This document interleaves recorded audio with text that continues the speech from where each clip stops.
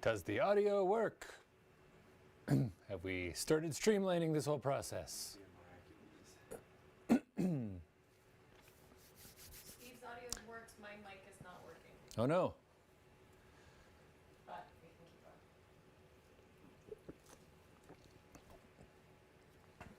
on. Are you muted? Coming. Are you muted? I might be muted. I am muted. Aha! Scott is very wise. Sometimes. Luckily, that's one of the easier problems to solve.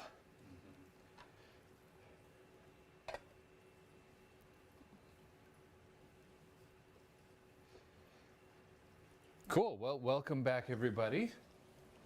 As you're all sort of starting to join in, I'm starting up on a new one. This is Death from Sandman. So this will be fun.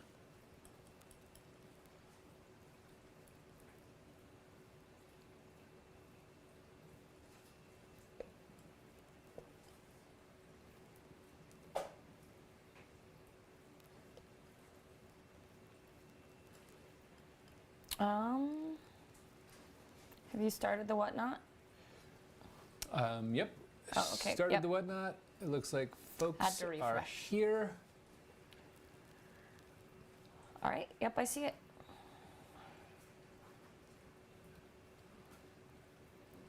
Awesome. So, Steve, something I'm going to tease people about. MTG Artists Proofs won the one. Playmat is asking if he wanted an actual Sharpie signature. They said yes. So, do you want to talk about your other proposal, Steve? So Kat had a great idea like 2 weeks ago, and I didn't get around to executing on her great idea, which is she was like, you should do a little foil iron-on thing. There's a RejectoCon Mythic stamp, signature style. like an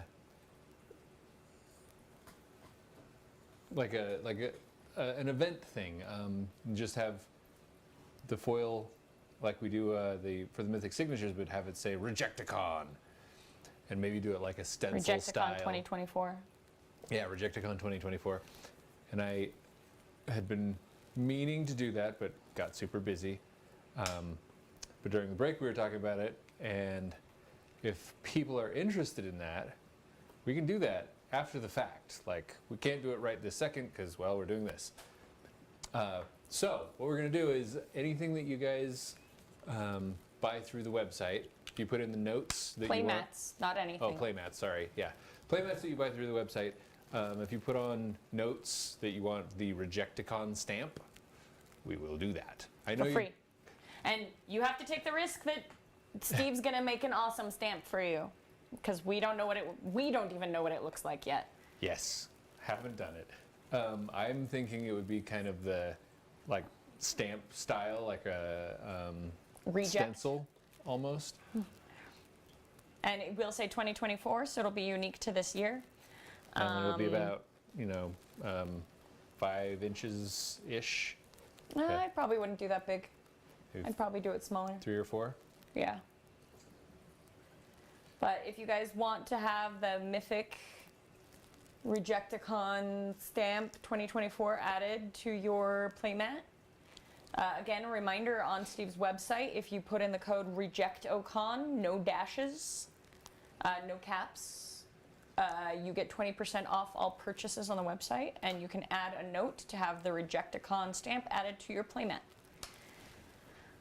It'll be that foil style that we showed earlier. It'll be the Mythic signatures, if you're familiar with that.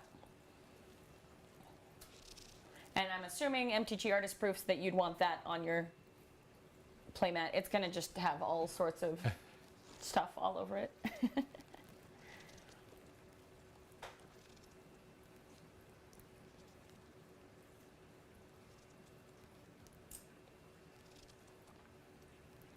All right, we're going to let people kind of get joining back with us before we start our next auction. Wait, a camera shut down again.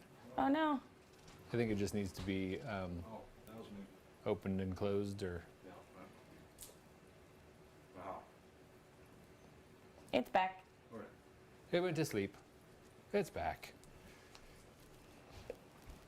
Scott is eating his lunch on the side. We have to keep him fed. We pay him in tacos. Turns out I operate on tacos. Scott is burning the candle at all the ends. His wife was on a road trip this week, so he was playing single dad to 2 adorable little girls Our God babies. and still working full time, and he's been helping us do this. So, Scott, you're awesome.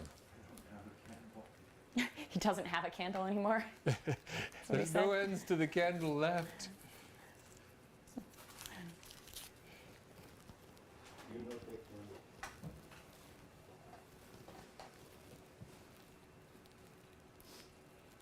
All right. And while I know someone offered to help, I was trying to learn, but I also took a nap because I run on sleep, not tacos. Tacos are better than soup. But I didn't figure out how to do the poll and whatnot, especially because Steve actually didn't make me a moderator.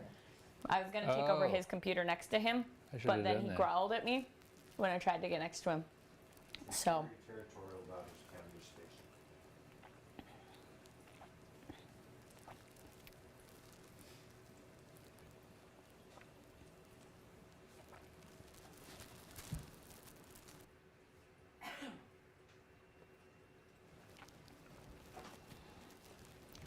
you got people in YouTube chatting. What a joy to be able to Awesome. see you paint, is what someone's saying. A reminder, if you are on Facebook or YouTube or what's the other one we're on? We're on Instagram, Instagram. Facebook, YouTube, If you're and on any of Twitter, or those, whatnot. we're doing the streaming here. You can hear everything. But if you want to be part of the auctions, you're gonna see those auctions are happening over on Whatnot. So jump over to Whatnot, sign in there if you want to be part of the auctions.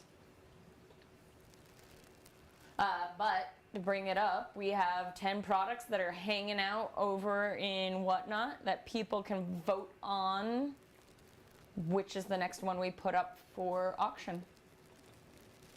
By vote, like I said, I'm lazy and chose to nap and didn't get moderation from Steve. So just put it in the chat. Go type in the chat what you want to see next. Bid on next. And Steve is painting. You said this is Death from Sandman. Oh, I love her as a character. She's amazing. She is great. He did such a good job with the whole Sandman. I mean, it started out as a graphic novel, and then the complete Adapted to- opposite. Yep. Adapted to audiobook, which, yeah, it's like graphic novels are a visual medium. Adapted it to an audiobook amazingly, and then And I the imagine a lot of you have cast for seen the the, audiobook is all-star. yeah, Highly recommend that audiobook. They actually did multiple of them. I think they're still doing more. James McAvoy is Morpheus. Orpheus, sorry. Kat Dennings is Death. She's such a Michael perfect Sheen is Lucifer. And he's so good as Lucifer. Like, The whole cast for it is Yeah. amazing. Kat Dennings is just like perfect. And then the TV show, which is a totally, again, different format, and very well cast and done over on the TV show. Love it. I guess people were asking about IPs you'd like to work on, Steve. Oh, yeah.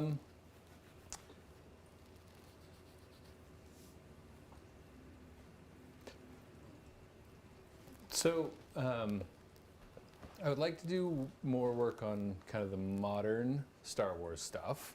I think that would be fun. I'd like to do some Marvel stuff, some comics maybe. I mean, for the most part, Sandman. Sandman would be cool. Someone yesterday was asking about your favorite,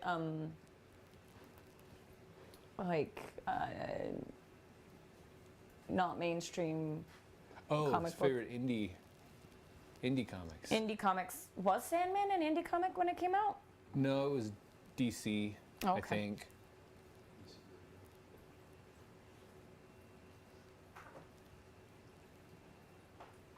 I mean, I'm not sure about that. As I recall, Sandman was an old DC character that nobody nobody liked, and they were. I don't remember if it's that they wanted to bring him back or if they asked Neil Gaiman to do something, and he was like, "I want this weird, obscure character." But yeah, he. I even think that like the little kid character in the who is the Sandman in his dreams. I think that's kind of a nod to what the original Sandman actually was supposed to be. Abracadabra was saying they'd love to see your take on some Lord of the Rings characters. Ooh, yeah. That's a good IP. That'd be fun. That's some good stuff. Justin just bought the Seeker of Secrets playmat to be adorned Ooh. with a RejectoCon stamp. Awesome. Picked it because the art isn't really anywhere else. Actually. Oh, and Justin was also saying he has a Witch King. Yeah, you've done a couple Witch King drawings and altars, especially for Luca in Italy. He is the biggest nerd when it comes to Lord of the Rings. Has tattoos of it and everything, and has had Steve do a lot of different Lord of the Rings artwork.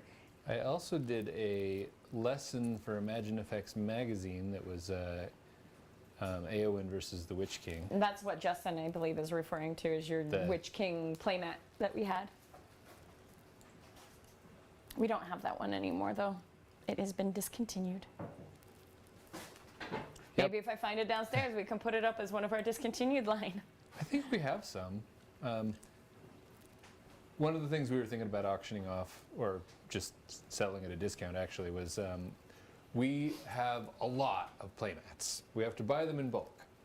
And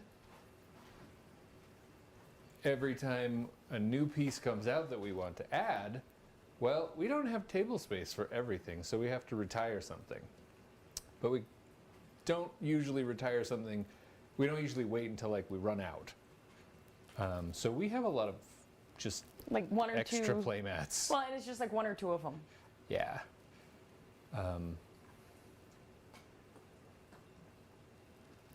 And they're all good. You know, they were good enough that we decided to buy them in bulk and sell them. They're just, you know, we still bring like 40 different types of playmats to every show, and that if you've been to a convention we've been to, like we usually get a 20 by 10, and we just cover the tables in playmats, and that is still not enough room.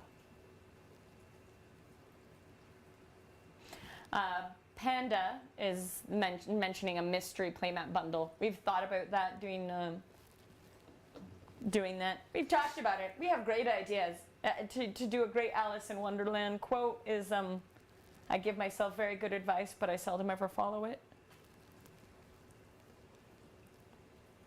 But we've talked about it. We might look into that.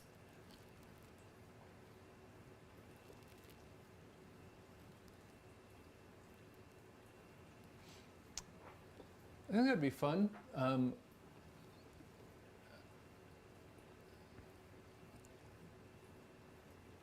I've always been like a little kind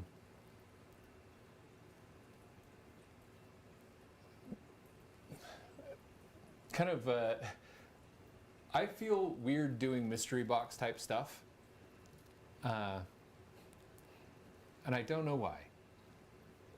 Just kind of like, You're worried about disappointing someone, and if they don't like it, but they should know that when it's a mystery box, they're going to do that. And they're Yeah. going to get a mystery. But if they're a fan of your work, they're going to get 3 awesome pieces from you.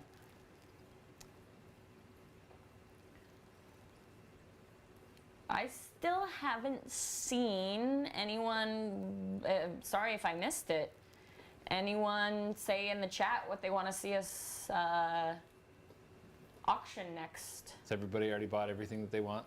Everything's sold. Over in Whatnot, we have those in the products area. There's the 3D reference for the different charms that Steve did. And I think we still have some sketches the artist from yesterday, proof don't we? sketches, the Grumpy Face. What did you name him? Alexander the Grump. Alexander the Grump.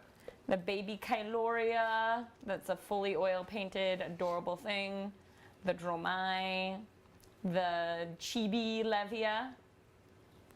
Levia the Adorbination. Your Logan sketch from last night. Lopalop and Pegasus. Oil painted fab equipment card. Signed and numbered artist proof. The cute hearts ooze. What did you name him? That's a fully oil painted piece. Romantic jelly, something like that. I don't remember. Justin's saying he wants to bid on the Obscura chart. Astrodoxo is saying Wolvie has pre-bid. How do pre-bids work? Because someone was saying they're all, oh yeah, there is a pre-bid in there. And it shows me. Nice. Wolverine has a pre-bid. So I guess that's kind of how we can do those bid. So I guess those are our next ones coming up is the Obscura Charm and the Wolverine from last night. Awesome. Which one you want to do first, Steve? Let's see.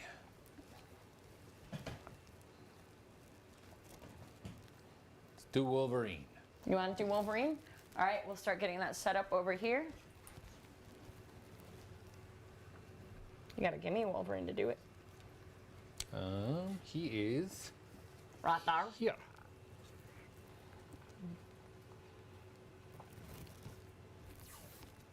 Should we do shorter auctions? Like, I don't know how long they were We've been doing 5 minutes. going. We've been doing 5 minutes. Is that just people We should sitting around tape and an waiting for X it to one. end, or is that stuff is going on? Anyways, we'll start with 5 minutes. If you guys are like, yeah, just do 1 minute because we all know what we want, then we can go shorter. Let me go see what they've been saying. Me and Scott are over here mumbling in the background. Oh, sorry, my mic's off. On purpose. Me and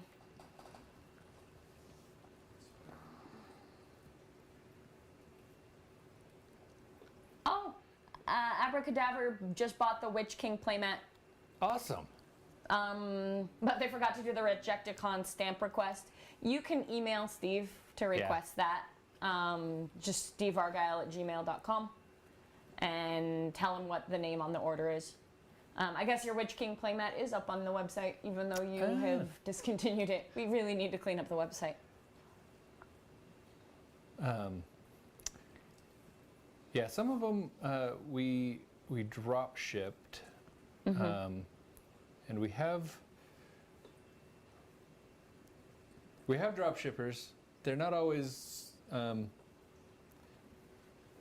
super fast, but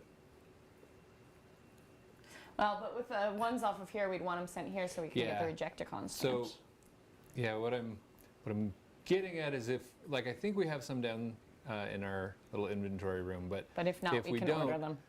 we'll get Yep. the drop shipper to send it to me, which will be a little bit of a delay. All right, Steve, Logan is, it's already up and being bid on.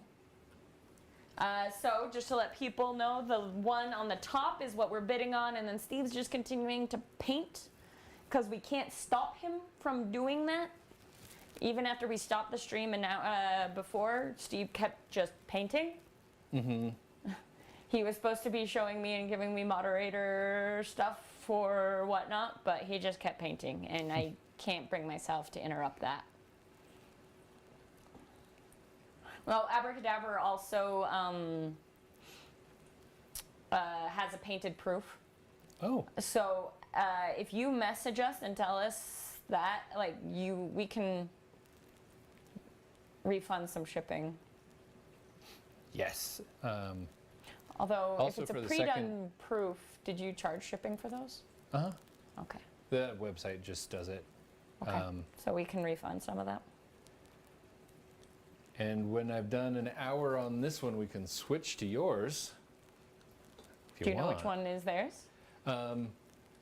Not by the, Name Abracadabra? yeah, not by, but if you tell me either what it was, because I don't know if you want to use your Abracadabra, actual you mentioned name. what your proof is. Innistrad LOTV proof that was sent in. Innistrad Lily. Okay. Yes. So next we'll get to that one. All right.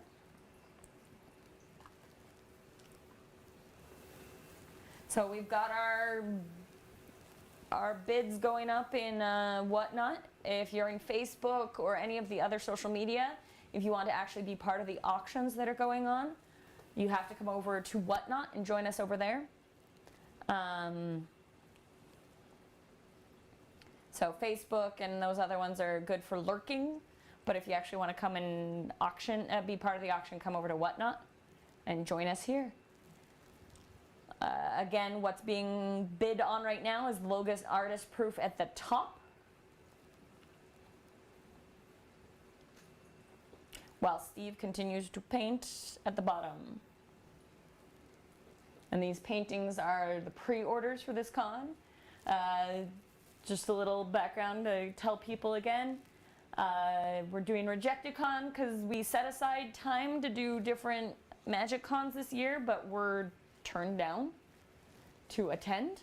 So we had that extra time and we're giving it back to you from the comfort of our couch. Mm-hmm. It We're means doing this Steve instead of being in Amsterdam right now. Yep. So Steve doesn't have to put on pants, so makes it a lot easier for us to do a con here. And it also makes it so that we can do these weird one-off fun things. Experiments, prototypes, maquettes that you see over and Whatnot that we'll be auctioning off throughout the con. RejectoCon will go on we'll do, I guess, an hour and a half until 6. We'll take an hour break and then start up again from 7 till 9. And then we also have 2 time periods tomorrow that we'll be back. J Foods won the Logan. Awesome. He was on last night watching that sketch happen. Oh, nice. So, Thank you. Appreciate that.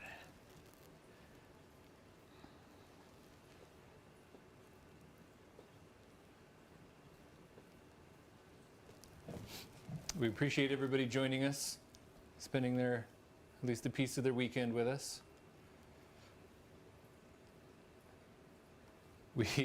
Well, J Food said definitely an impulse buy, but X-Men, which I X-Men. think we all understand.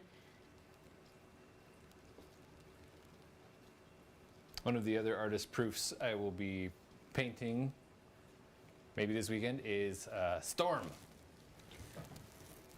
Yeah, since we've been talking about characters and IPs you'd like to work on, and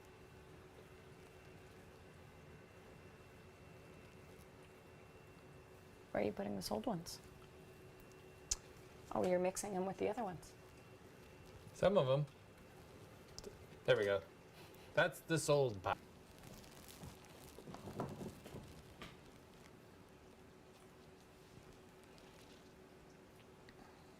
So you're working on the bounce light and the shadow of death first. So what I'm doing is starting with, sometimes I'll draw it in with pencil, but basically just the shadow edge. And then putting in kind of the bounce light on the other side.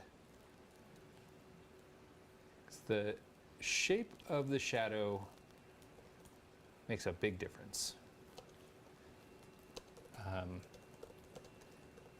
And for the most part, shadows are usually a fairly distinct edge. When we first start drawing and painting, we end up doing a lot of kind of smooth, subtle gradients that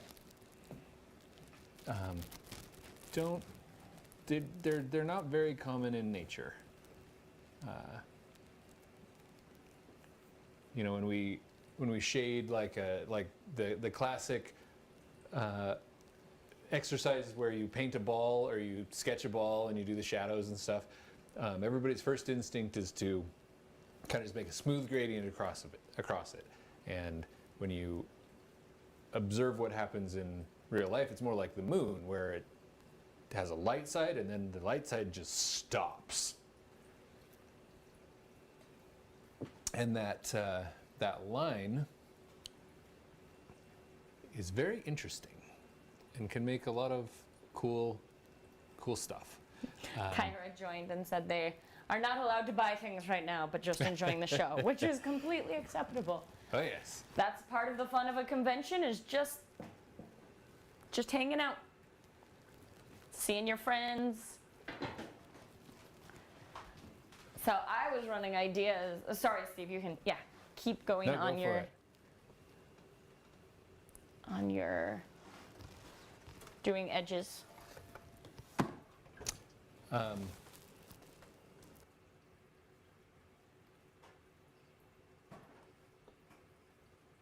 So yeah, now I'm going to start doing the light side, and I'm gonna go fairly classic. You know, it's there's a cool shadow, so I'm gonna do a warmer light side.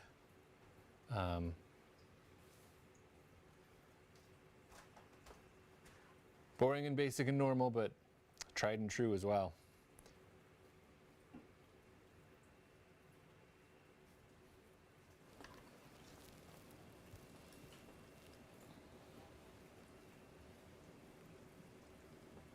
So I was throwing out ideas for future RejectoCons and names, because I don't know if we always want to call it RejectoCons. And I said, like Steve was saying, PajamaCon, No Pantsacon.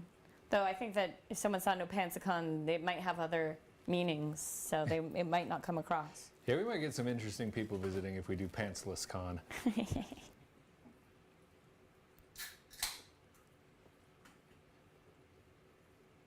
Though it might be extra fun. Who knows? I like PajamaCon. Pajama Con.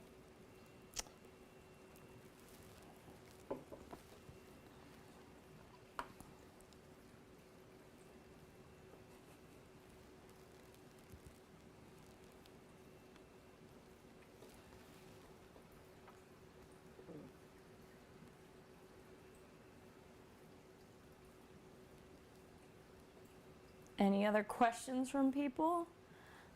Justin has been begging the whole time, but it's never been quite felt right for you to tell the tale of Scheherazade. Have I not told you that before? Well, obviously he knows something about Scheherazade, so... So I've only had a handful of very bad clients. Luckily, you know, I got lucky. I've only had maybe 3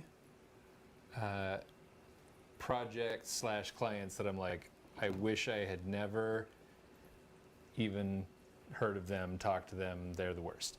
And one of them was a marketing company in Saudi Arabia who wanted to do this big thing for a pop star in Saudi Arabia, and they had a great budget, and the idea was that they wanted a whole bunch of sets, essentially, digital like backdrops that the singer was going to dance to and do her videos, and then for the CD, because you know at the time people still bought those things. It's been a few years. This was 2009. They were going to have characters in those backgrounds, and it was going to be kind of an art extra that you got if you bought the CD. Well, it was, you know, we worked out the budget, we worked out the scope, and they were like, okay, cool, yeah, we'll with new clients, I always require payment up front. And this was no exception. I was like, yeah, I need to get paid before we get started. And it was a big budget, so we settled on half up front. This is also very common and totally cool. So the project had to be done relatively fast for Well, how many images did they want? It was like 50 something. I mean, it was a ton. And so while there was a lot of time, it's like I needed to get started pretty quick. And they wanted to get started pretty quick because, well, we'll get to that later, I guess. So I say, you know, I'll start work as soon as I get the first payment. They're like, cool. And they contact me just a few days later, and they're like, hey, we're cool waiting until you get your first payment. Like, that's totally reasonable. But it might be a couple of weeks. Is that going to really like mess up your schedule? And I was like, well, I mean, yeah, kind of. I need as much time as I can get. So it's not a great idea, but I was like, I'll just get started. Sketches and stuff. So I started doing sketches and doing some model, like 3D modeling and stuff like that. You know, just kind of getting some preliminary stuff. And you know, I was sending them little JPEGs, and they're, you know, they seem super happy about it. It was great, and we get the idea behind it and why we call it Scheherazade is that they wanted it was for a band, right? Yeah. And they wanted images of the lead Arabian singer Nights integrated into painted pictures with the theme of Scheherazade. If you aren't familiar with it, she tells the stories to the king. And so they wanted a whole thing in the CD case that was a Scheherazade's story. Yeah, if you're not familiar with that, there's the 1001 Arabian Nights, and the character in that, there's a sultan who is not a great dude. He marries women and then kills them, like after their wedding night. And Scheherazade is the protagonist, and what she does is she tells him these super interesting stories until he falls asleep. So he doesn't kill her. And then the next night she does the same thing, and she does that for 1001 nights until he finally stops being a jerk and decides to stay with her the rest of his life. So they're just little short stories with a lot of variety. Some of them are ones that you know, like the genie and the lamp and stuff like that. But there's also a whole lot of stuff that I'd never heard of when I took on the project.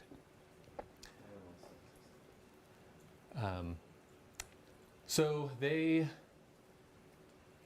were excited, and feedback was going good, and we got to 2 weeks, and I was like, okay, as soon as you can get that to me, you know, I'm overextending a bit, and I was starting to like hire people to help me.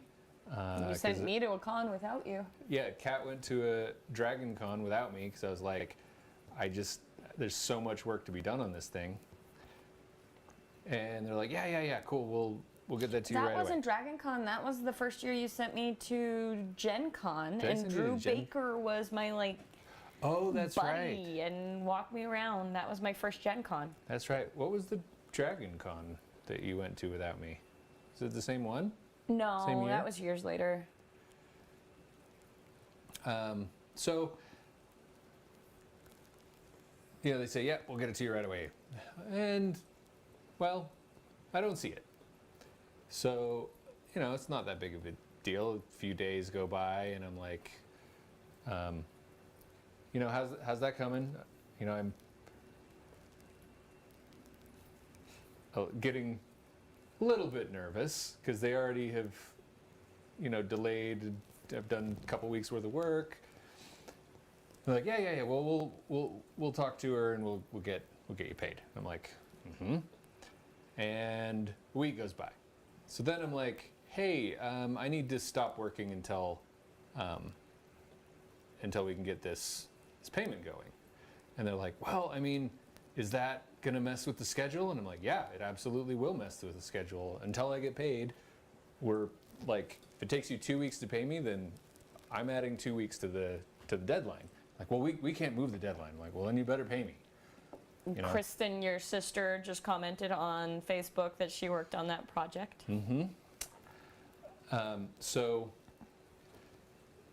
Or on YouTube, actually. Sorry. They started getting a little like, well, I mean, you just need to do it. I'm like, no. It became weirder and weirder. Yeah.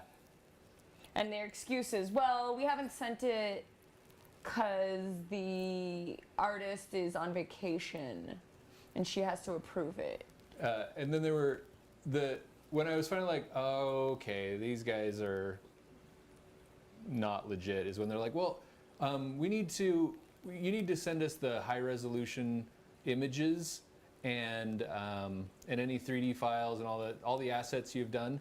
You need to send us those, and then we're going to show them to the artist, and then that'll help speed things along. I'm like, yeah. Well, because they'd been telling us all these no. excuses for a while, like she was on vacation, and then they're like, oh no, send us high-res files, and that'll convince her to pay. It's like, wait, what? Yeah, no. And so it turns out that I don't know if they had any deal at all, or if they were actually just trying to get a pitch deck together for free or something, but they never paid a cent for anything. And so I've got a whole bunch of started drawings and stuff for like, I ended up having rough compositions for like 30 of them. I put in a ton of work, and then, yeah, just nothing ever came of it. And so it's because I broke my own rules, right? Hey, but you know what did come from that, Steve? Well, you should tell people your rules, because we have a lot of artists on here that talk about earlier. There was an ongoing conversation in the chat that didn't really work to talk about here, but they were talking about just like a place for artists to talk and communicate and have those good places to talk about their experiences and share those experiences. So I think that learning from artists, and then every artist has had an experience like this, and so not feeling bad about that also. So sorry. Yeah. Tell people your rules, Steve. So there's a handful of rules that every time I have kind of let them slide, it has not gone well. And what I have found is that if a client is bad about something, they're probably bad about a lot of things. So if like they have a bad budget, but they have all the excuses as to why it's a great project anyway, don't take it at all. Like, don't even. They're the ones who should assume the risk, not you. Don't even. There's a lot of artists, including myself, when I was starting out, where it's like, well, I just need something, anything. It doesn't even matter if it pays very well. I need to have work on actual published stuff, or. So that's rule number one. Don't undercut your prices. Yeah, rule number one is charge what you're worth. No exceptions. And that's... Or only exception is your personal projects, not someone else's personal projects. Well, don't sacrifice yourself for someone else's dream. Yeah, that's the thing, is if you don't have work, if you possibly can avoid taking crappy jobs, continue to work, just work on your own thing, right? Create personal work, create your own intellectual property, do like work for yourself, because portfolio pieces. That's an investment that will pay off forever. most of what artists like me, most of our revenue is not from commissions. It's from like merchandise sales. And so if you build your own intellectual property and you have control over all that merchandise, it takes a while to build a following and everything, but that's yours and you can make money off it forever. Alan Panicol is a great example of that, as an artist who's built his own IPs and done with his own IPs. And now he actually has started doing magic work. They came to him and offered him to do magic work, but he has his own IPs and he's been working on that for a while. So, what are your other rules, Steve? So, if you don't know what they do, if there's not a, or if they're not a quite reputable source, right, then you get paid in advance, or you get half up upfront, front. or some kind of a payment so that you are always paid for the work that you're doing before you do the work. You can do a half up front and then the rest on delivery of sketches too. Now, bigger companies, they have their contracts and they don't work that way, right? If you say, hey, Wizards of the Coast, I need to be paid up front, they go, oh, well, we don't do that. But Wizards of the Coast is Reputable. a reputable company. You're not really in danger of not getting paid. But if it's, hey, we're a random bunch of guys who want to make a game and we've decided to do a Kickstarter, we haven't started it yet, but we need art to start it. We were hoping that you could do a whole bunch of stuff for us. We're willing to talk about money or whatever, but we wouldn't be able to pay you until the Kickstarter funds or whatever. It's like, just don't. Don't assume any risk for them. Particularly, like Kat was saying earlier, like if they want to pay you when something is successful, no, you get paid. Don't. I don't get it as much anymore, but I used to get a lot of the kind of Kickstarter things where they're like, yeah, what we'll do is, we'll give you a certain amount if it funds, or, as soon as this happens, we can pay you. And a lot of times it was essentially them saying, we want you to assume All the risk. the risk. Like, if it doesn't work, then we're not going to pay you. And if it does work, we'll just pay you your regular rate. It wasn't even like, we'll give you a big chunk of, it wasn't a risk with a reward attached. It wasn't Some something of them like, offered percentages, but even then, so there's a handful of reasons. Guess what 50% of zero is? Yeah. And there's a handful of reasons to avoid that sort of stuff. One is you might not get paid, but two is they're not that committed if it's free, right? If they're like, oh, we had this idea for a Kickstarter and a whole bunch of people do the work for them, then when it gets hard, they don't have anything to lose by quitting. And that's what happens a lot of times is they'll get some stuff, they'll get things started, and then when they have to put in their own money, their own time, it just falls apart. Everybody has experience with that sort of thing on a smaller scale where you get together with your friends and you have an idea and you're going to do a thing and you're really excited about it, and then it starts to become the work and the hard part and everybody sort of starts flaking. That absolutely happens on a large scale professionally. So get paid. Pause before your next rule, Steve. I just want to again shout out to people. If you are on regular social media, we are getting ready to do an auction over on Whatnot. So if you want to come and bid on the next auction on Whatnot, you need to go over there to join. And so want to call that out to people so they can start to get ready. And see, we're gonna tease the next auction. Though it is the Obscura charm maquette that Steve designed and 3D printed that he used for the card. So that's the tease for that. We'll start that in a couple minutes. But, all right, Steve, what's your next rule? Well, to finish off with some of the getting paid rules, always charge what you're worth. And that's not just for you as far as financially, but if you approach a client, an art director, and you don't charge appropriately, and by that I mean enough, it comes across as inexperience, which means they're taking a risk. If you go to an art director and you're like, I just want to work on Magic the Gathering so much, I'll do it for free. I just, give me a chance, give me a card, I'll do it for free.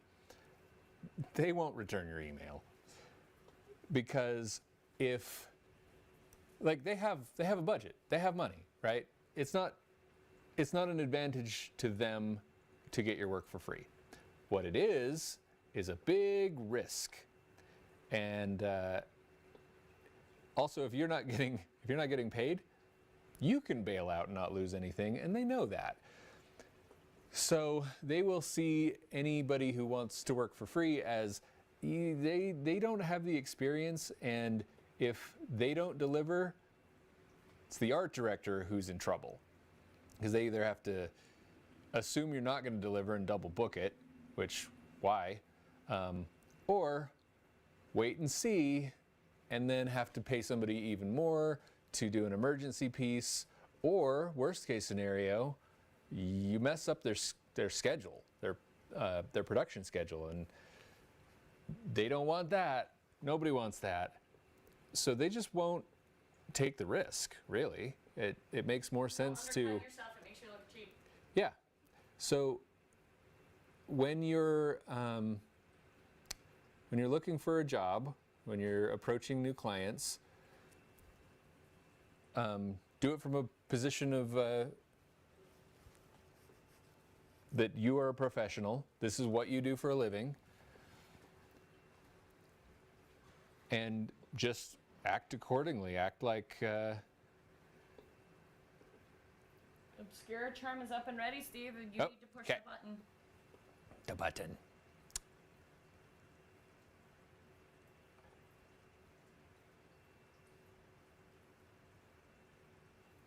Does that give you an option to... Oh, okay. Start auction. So, and I'm actually going to put my hands in here to give people a little bit of idea of size.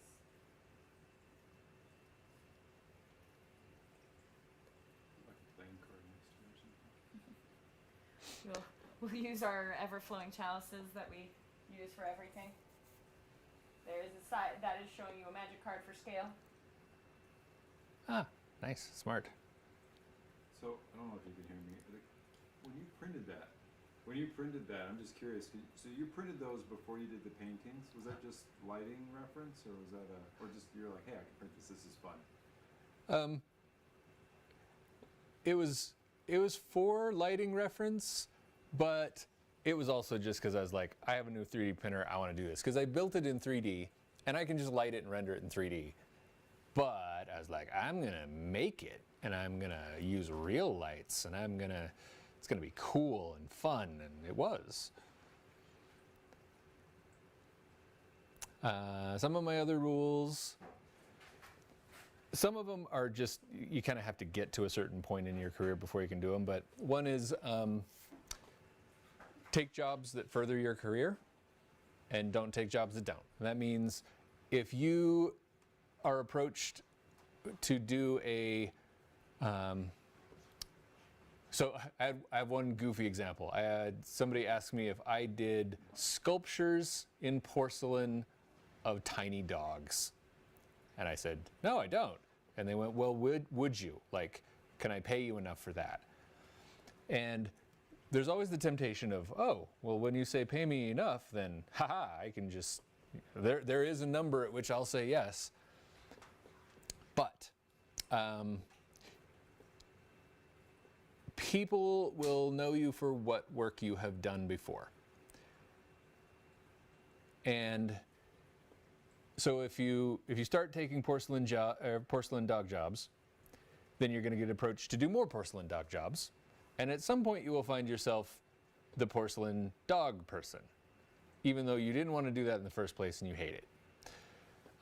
So if you can, and at some point you can make these decisions, just be like, does this help my brand? Does this help my career?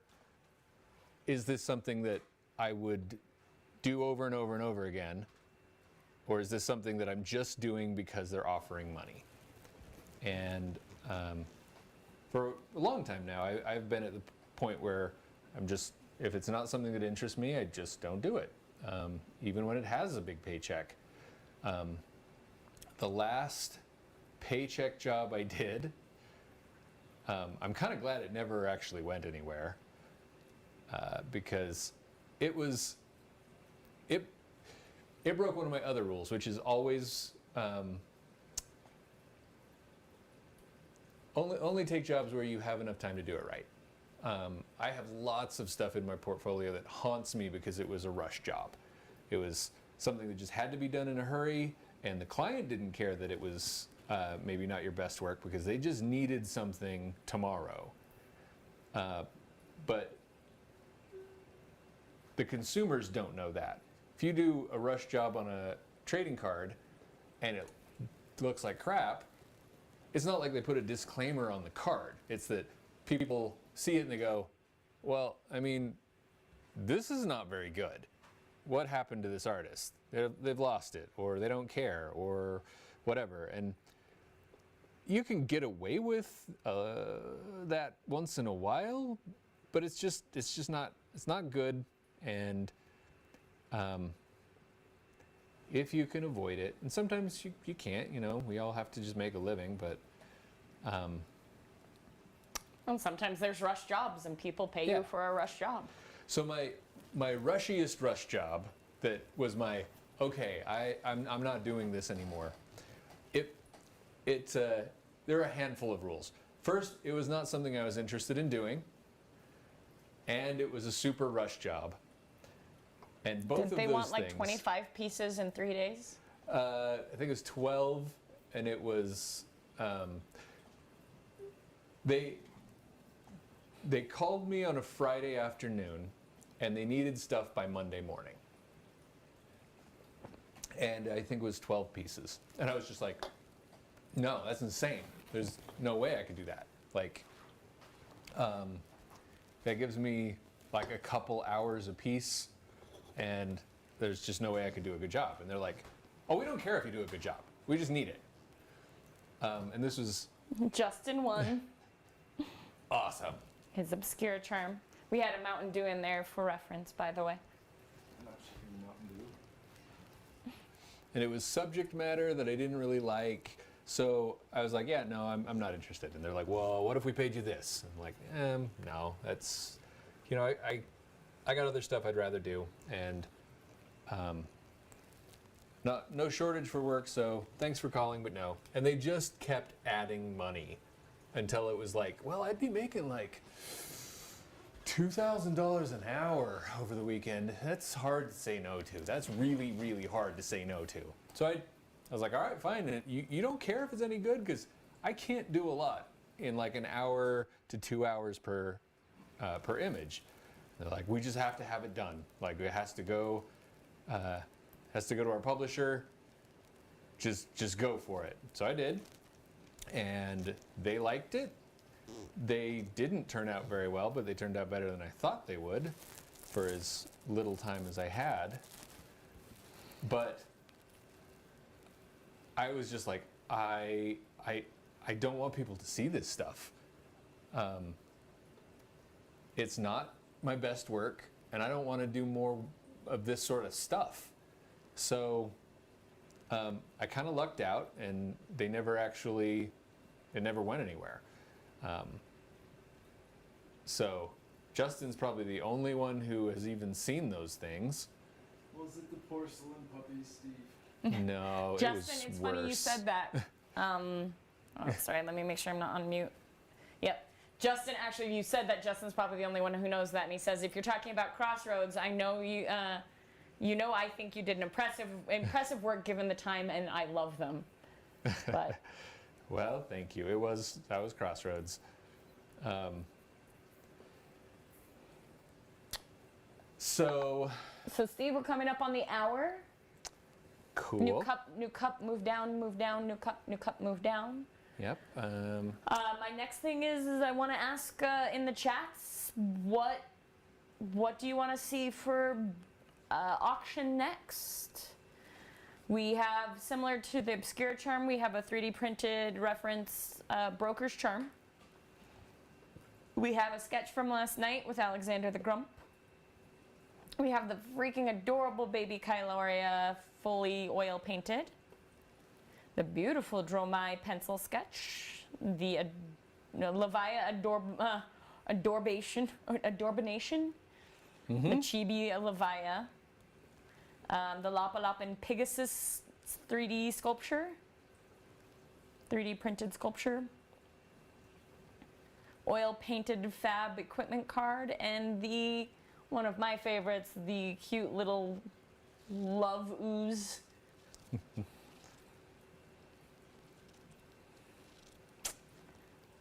Put it in the chat what you guys are interested in bidding on next. Okay. I'm just gonna blend a little bit, and then we'll switch. Someone was asking, someone suggested and was very wise to use the Mountain Dew for reference on size. They were wondering if if Diet Mountain Dew, sorry, not Coke, if Diet Mountain Dew or Mountain Dew Zero tastes better. Zero. Zero tastes better? Yep. Okay. Inadvertent sponsors. That's not an opinion. That is objective. But that would be okay, Steve.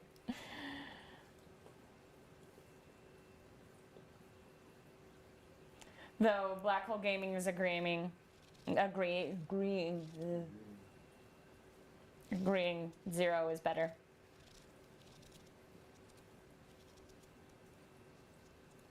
I'm not sure what Astroxo is asking about Fresca, but that is what Steve is currently consuming because we can't have caffeine all the time.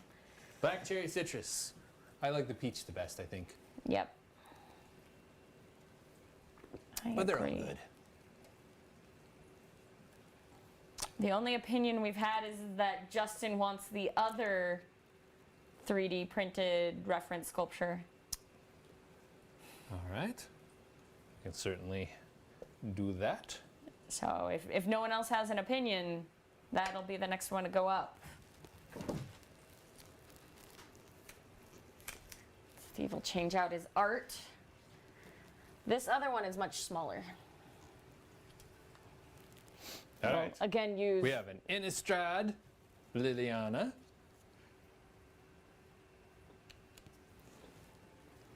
This is for Abracadabra. Oh, that's beautiful. Why, thank you.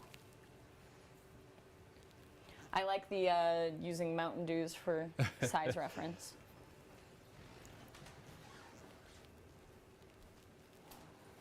So are we gonna really mess with someone if we use, if we go get that one, what do they call those now? The tall boy Mountain Dew?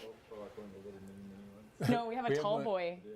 Yeah, we have in Japan they have these like Well, they size have them and a here half. now, but it was like 12 years ago they never had tall boy Mountain Dews, but when we were in Japan they had a tall boy Mountain Dew and we got one.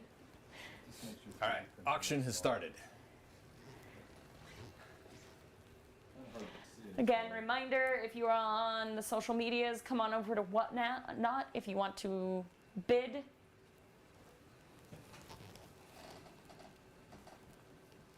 a little harder to read in the light. Yeah, It just looks like a white blob. Cadaver is already very excited just based on the sketch. Awesome. People are commenting in the chat that they're loving the sketch, the flow to it, that it's elegant. Well, thank you. What's behind her is what Astroxo asked. Is that the moon? Or Yes. just a element? It's the moon and then some flowy stuff, and I haven't decided if it's just clouds or if it's maybe fabric or smoke or something. But the big circle thing, yeah, that's gonna be the moon. Innistrad works well.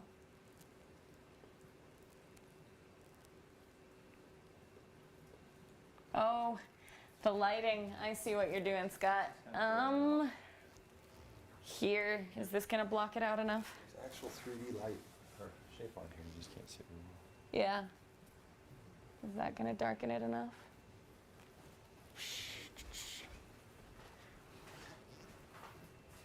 And I guess just like I did with the other one, I can pick it up a little and show people. This one was like a wax sigil. So it looks like the beaded wax stamp. How do you want to... That's the thing, if your hand's right over it, it blocks it well. But Does the Mountain Dew on the other side help? it's right in front of it, it does. I can see a little bit of it. Oh, it's all squished like Trying to get better lighting so you can see the 3D. Of course, then you can't see the full.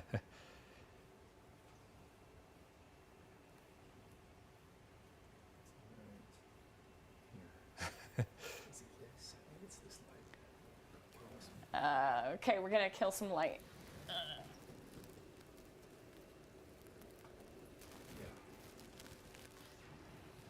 Better, anyways.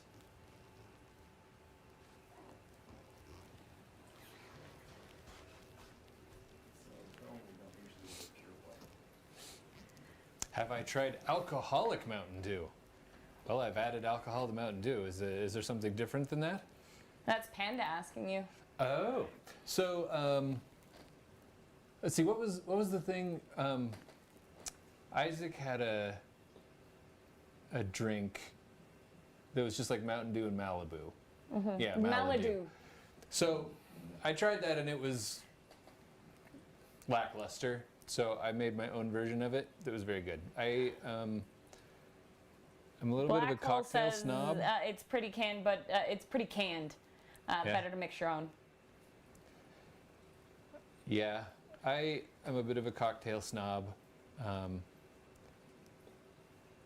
So I have made some of my own Mountain Dew concoctions. What's your those are favorite lovely. cocktail is the question on here. Favorite cocktail just overall? That's hard to say. I would probably have to lean toward varieties of Manhattans. A standard Manhattan is a little boring, but still, a solid cocktail in my opinion. But I tend to like to mix it up a little bit. But the kind of core idea of a whiskey, a vermouth, and then some kind of a modifier or sweetener, that's probably my favorite basic combination. So I'll do like a bourbon, a good vermouth, and maraschino or drambuie or you can do a lot. I've got a little cocktail book that me and my brother-in-law kind of made. Justin just won his other Awesome. the next maquette. Congrats, Justin.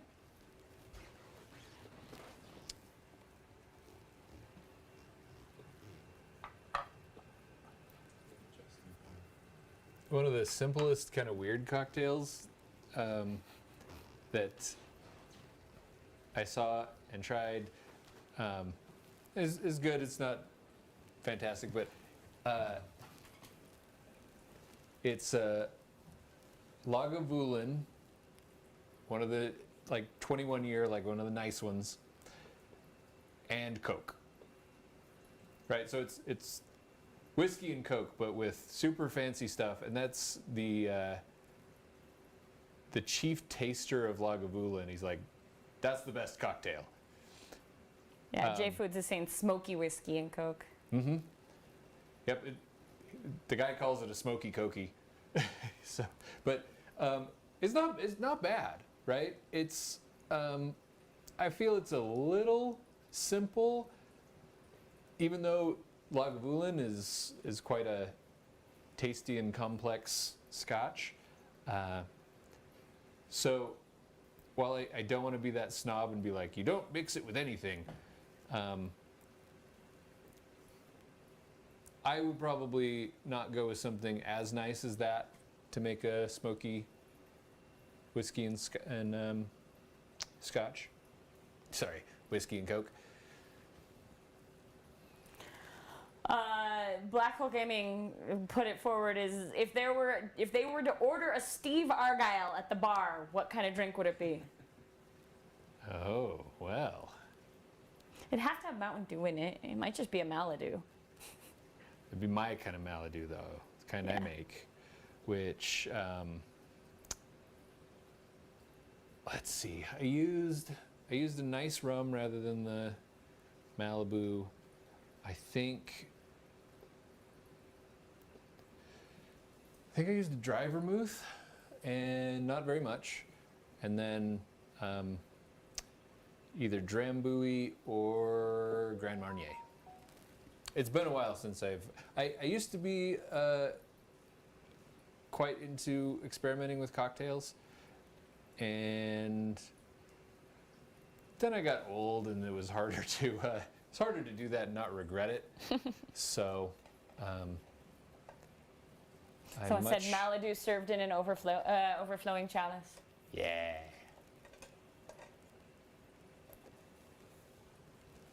Yeah, Steve's a little bit of a fancy bitch when it comes to cocktails. So he'll try like the Malibu sort of thing, and then he'll be like, let's make this fancier. Well, and me and Jason Engel, when we go to Lucca or sometimes other like international shows, we'll attach a vacation to it. And part of that vacation is fancy dining. So we'll go to like Michelin star restaurants and just be fancy. And part of that is cocktail bars. So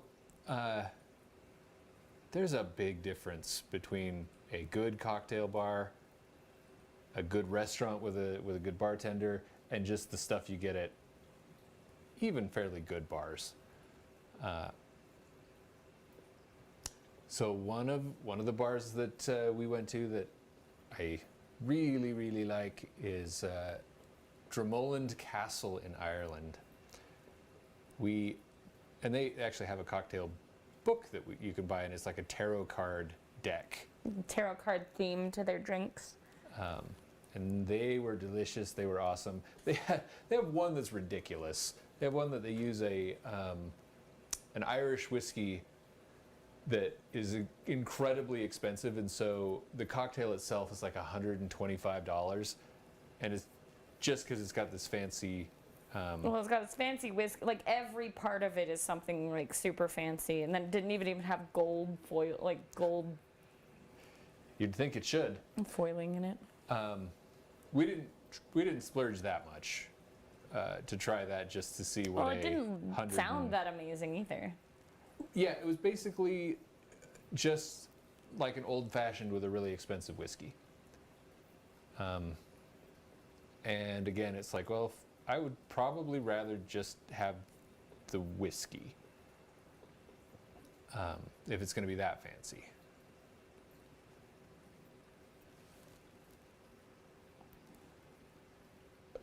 We did a Someone was- distillery tour in Scotland. That was awesome. Although that's too much. We did 4 distilleries in one day. And while they don't, the tastings aren't like, here's a whole bunch of whiskey. They're small, right? And there's a tasting. And so it's not like you get drunk or even tipsy or even noticing it. But after all day of that, you do not feel great. And you never want to see whiskey again. It's like, even though it's not one of those, like, I got so drunk, it's like there was never any drunk. You're just so sick of it. We had this amazing tour guide who was very nice, who took us all around, explained all the whiskeys, explained the distilleries, the history, and drove us around to these. He was amazing. And at the very end, he was like, hey, I just invested in a distillery, and here's some of our first stuff, and cracked open a bottle to give to the boys. And I felt so bad because I was just watching their faces, and they just were like, ugh. And they want to be kind of nice and try this, but they were so done with whiskey by the end of the day. Yeah. I don't drink. That was another thing, is I don't drink, and so they got my I got a double dose of everything. we went to, is it the oldest alcohol or whiskey shop in the world? The day after? I don't know if it's the oldest. It had like some very It's rare of renown. stuff. And we went into that shop the next day. And my brother picked up, they even are so fancy with their scotches that they have open, you can take the lids off of these scotches and smell them and do that. And so they were excited, again, went down to the shop and pulled the lid off, because it was kind of an interesting thing to see this in a store where you could smell it, smell the different scotches. And my brother went to go smell it, and I seriously, they use the term watch someone turn green because they feel ill. I had never seen that occur, but I watched it that day. Until that day, I watched it on my brother's face. He picks up the scotch to do the smelling and just stopped and like sat back and honestly looked like he turned green, just because they couldn't have scotch for 2 days. Yeah. Killed with kindness is how All of us were like, let's just have water and salads for 3 days. someone just did a rating party on your whatnot. I don't know Oh. what just happened. Awesome. So rating is what happens when somebody else is ending their stream and they just direct everybody to yours. So We just got a rating party. yeah, so it means we just got a whole bunch of new people. Do you want to do an auction then with our new rating party? Sure. Thank you, well, Internet. We appreciate the raid. welcome all the folks who came over from the raid, and thank you to who gave us the followers, who gave us the raid. We super appreciate the raid. What we're doing Steve, here, you should put up one of your oil painted altars. I will. We'll do a quick intro just in case, like, I don't know where we came from or who raided us, so you guys might have no idea what's happening. I am a artist for Magic the Gathering, and What's your name? I'm brand new to Whatnot. This is our third stream, but our second day streaming. We're doing RejectoCon, which is a 3-day at-home con in our pajamas. And I am doing some custom artist proof sketches and auctioning off some cool stuff that I did beforehand. So we pre-did some. So welcome to RejectoCon. We'll be going for another 45 minutes here, then we'll take an hour break and then be back for 2 hours after that. And then we also have some dates on Sunday that we'll be back here doing this if someone wants to come back then. Steve, what are we going to auction? We're answering questions and all Yeah, that. So feel if free to you're- hang out and ask questions in the chat. So let's auction. Let's see. What do we have left? You have the oil painted ones is the We cute do. little Kyloria or the ooze. We have a cute Kyloria. We have a cute ooze. And we have Mr. Alexander the Grump. Let's do Kyloria. This one? Mm-hmm. Cute chibi Kyloria that's oil painted. On the back of just a art card. Yes, it's on an Ascended Minion blank. And we have the Mountain Dew in frame for, is that light better? For scale. I mean, it's just regular It's card just size. for scale. And fun to make you laugh. All right. We're about to flip over to what the baby Kyloria looks like. Steve already started the auction. It's 5 minutes. So We Steve got will time. continue to paint on that because we can't stop Steve from painting. It's what he do. But what is for auction is at the very bottom there is this adorable little oil painted Kyloria. Fully painted chibi Kyloria. Kyloria is from Flesh and Blood, which is a CCG. It's a lot of fun. Yeah. Really fun game. And a great company, great community. I've been really, really impressed and really happy with Flesh and Blood, which is by Legend Story Studios. Maybe we shouldn't have done a fab. I think they were doing a drop over because you're MTG. Probably.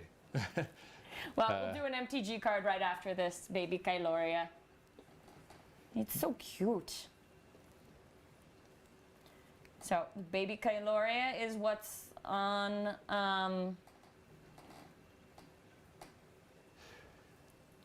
Baby Kyloria is what's up on auction right now while Steve continues to paint one of the pre-orders for the con, for RejectoCon, our online con.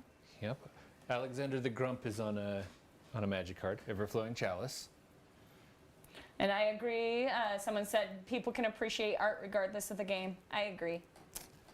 I love it. Here, here.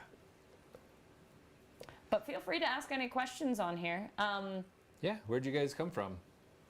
Yeah, I didn't see a raid. Didn't see where the raid came We're from. brand new to Whatnot, so like I learned what raiding was yesterday, and Kat learned today. Internet. It did say internet. It just sounded funny because it's like the internet raided. Okay. Thank you, internet. My series of tubes. But that is the name of the user. Oh, cool. We It's will- just a really weird one because it just said the internet raided. I'm like, okay. So, internet is a big MTG streamer. awesome.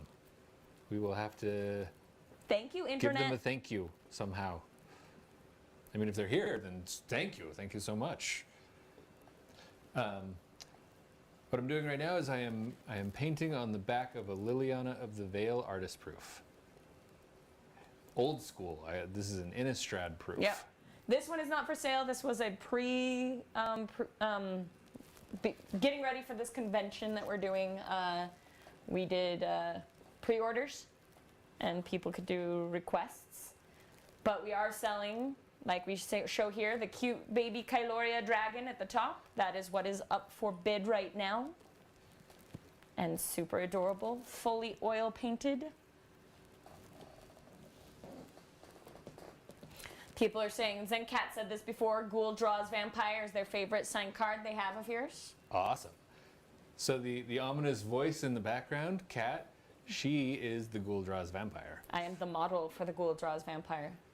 And Thalia, and Chandra, and Surestrike, and others.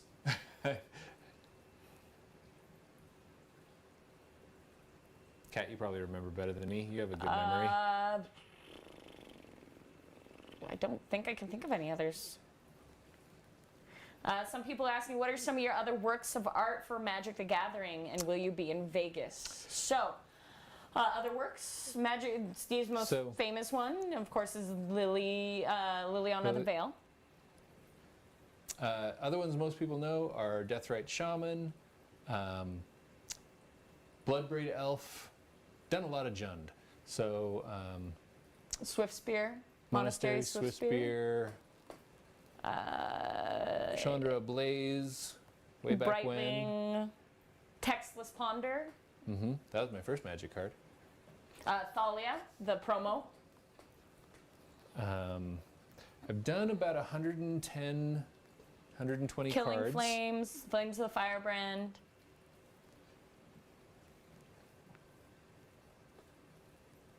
Yeah, the Full Art Ponder was Steve's first Magic card. If you can say, are you doing art for new cards? I don't have anything coming out. Well, I'm not working on any right now. There's a handful of things that should be coming out sometime. I don't know exactly when. They've been doing so much that I can't keep track of the schedules anymore.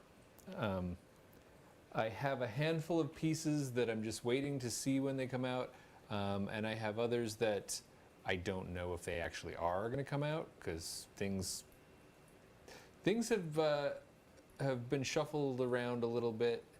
I also just don't know what stuff has even been announced. So, what a great non-answer from me. The baby Kyloria had no bids, Steve. You better move to some Magic stuff for these people. Okay. We will do Alexander the Grump. Kyloria is also kind of expensive because it's an oil painting. So if you're not into flesh and blood and cute little things. Where are these ones? Through these. That one. I think that one will go over very, very well, actually. I know you don't want to. Okay. I don't think it's quite done yet. You never think it's done. So we'll do Alexander the Grump. This is on the back of an Overflowing Chalice. This is one he did on the sketch last night. So it's on the back of an artist proof. Go ahead, Sean. Doesn't look like it's updated. Like I'm still seeing Kyloria. I have to get back to my computer to see. You're right, it hasn't updated. But I see your mouse. Your mouse is cruising around.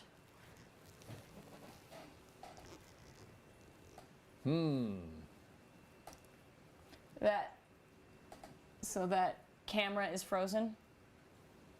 Should we switch to another camera and switch back and see if that frees it up, Scott?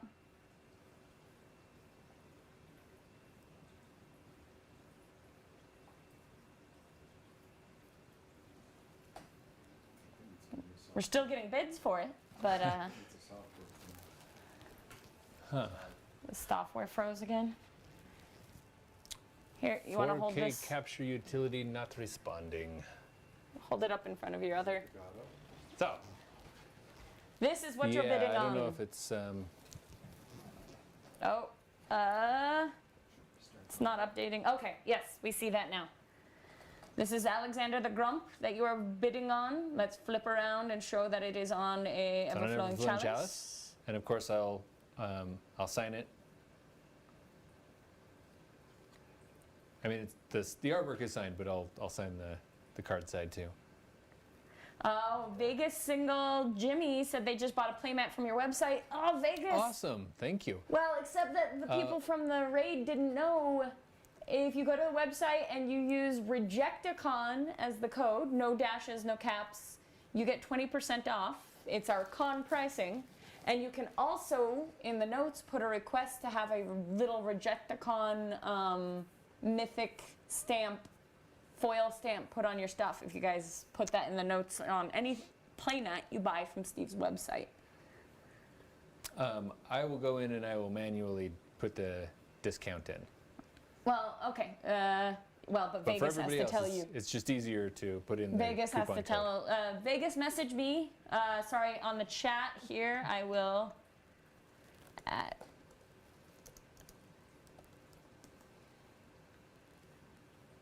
Vegas. There, Vegas, I just added you, Kaxarin. If you could private message me and tell me what you bought, the playmat will retroactively apply the 20%. I'm gonna repatch on your site that way. I don't know if I'm gonna set that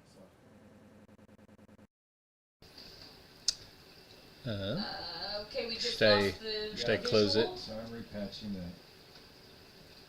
Let's see if it'll come back alive. All right, Steve, can you rejoin? Yes. Figures right after we get a raid is when the cameras start freaking out. So hopefully you guys can still hear us. We're Yep, they usually experiencing can. technical difficulties. Let me see.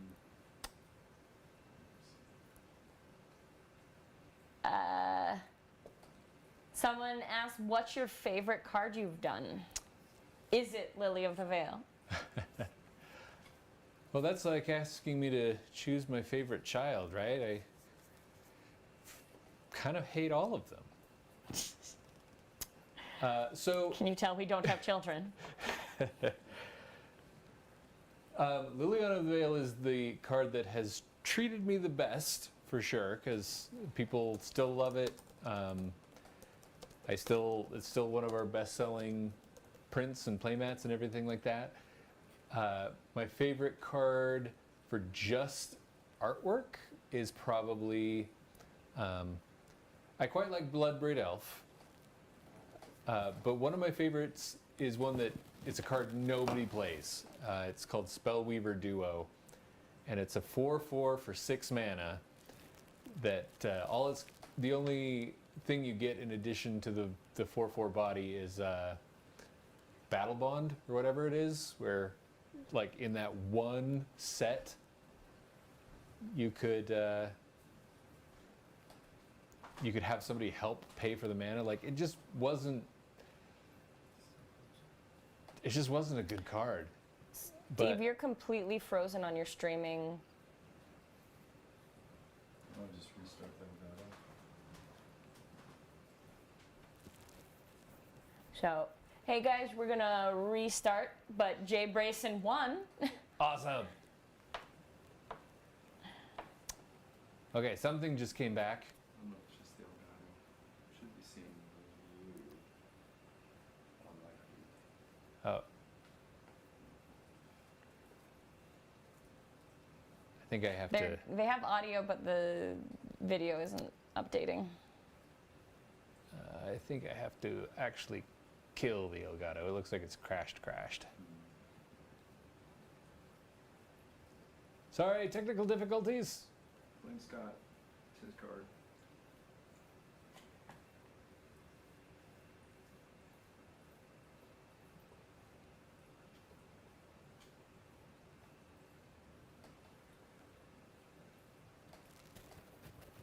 But I mean, still shouldn't kill the whatnot. Like, Can you wave your hand in front of the painting in progress? are we seeing stuff? Okay, you're back up on YouTube. You're back up on Facebook. So, yeah, but you need to rejoin Whatnot. Yep. I paused it. For some reason it won't let me restart things unless I either close it or pause it.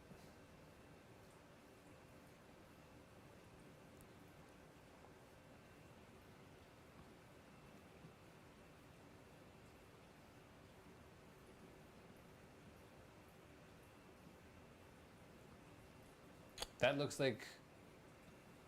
Yep. Are we back? Okay. Is it working? Apologies for that. As they said, gotta love technology. This is Love it working and a lot hate it. better than last night, though. big We are- lack of echo.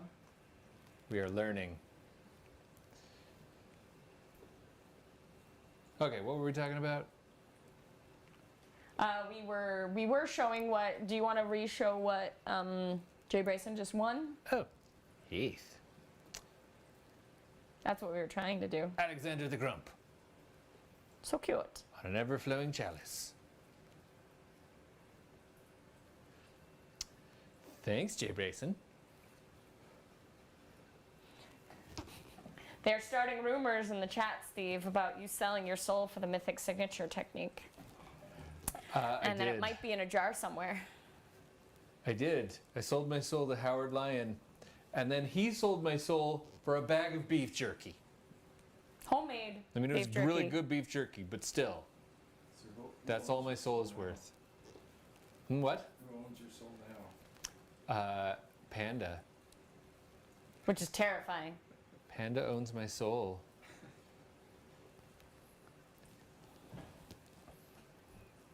She's on the stream, Panda right? What are you says going to do? she traded for it. Selling is crass. Ah. That's I don't fair know. enough. I think for someone sold, trading for it makes it sound cheaper. Depends what you trade. Don't you usually trade your soul for stuff? Guitar skills, rock god status. MTB Wolf is asking, is it just coincidence that you've done multiple of the most iconic Jund cards? Well, I don't know if it's coincidence. I didn't have control over that, but the art directors do. So I suppose maybe Jeremy Jarvis just thought, I want him to be the Jund guy.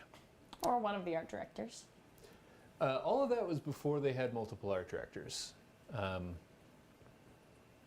don't remember exactly Well, when but that was when they still had, no, they had multiple art directors at some of that time, because, Oh, that's true. I mean, they've always had a handful, but Jeremy was the one that that I worked with for a long time.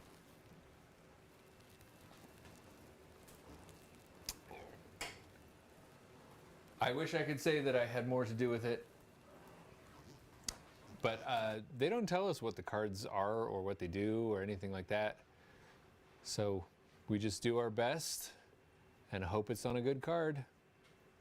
And sometimes we win and sometimes we don't. So what would they describe to you, for example? Like kind of, what would be like a prompt for the Death Rite, sort of? So Deathrite Shaman, if I can remember the prompt, they're usually fairly simple. Deathrite Shaman, the prompt was a Golgari. I think they may have actually said shaman. It was shaman or mystic or mage, who is casting from a graveyard or something like that. So the descriptions are usually not real specific. Like, you know, we want to have a shaman with a staff and have skulls and bones circling around. It's usually just the basics, because they like to let the artists be artists and do their thing. So we have we get a style guide, which is full of concept art, and that makes that gives us enough information that we're all on the same page. Like we all know what Golgari means. And a lot of artists play nowadays, but it was a long time where Magic artists really didn't know the game, and so you had to give them a lot of information, because we had no idea what it meant to be Jund, or even what, to some degree, what the colors were about. So, heads up, the top camera is frozen again, but I didn't want to interrupt the discussion. Top camera frozen again.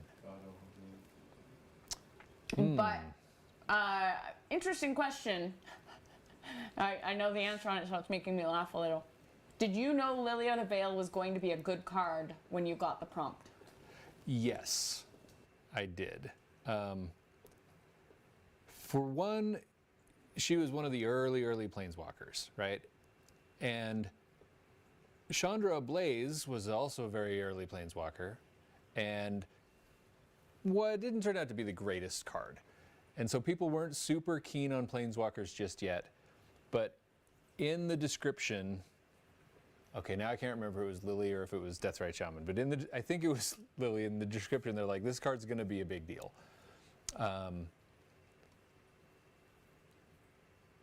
That was about it. They're like, Did they say what? Someone asked what Lily's prompt was. Lily's prompt. I get in trouble a little bit because Lily's very sexy, right? And that's Liliana the Veil is one of the sexier versions of her.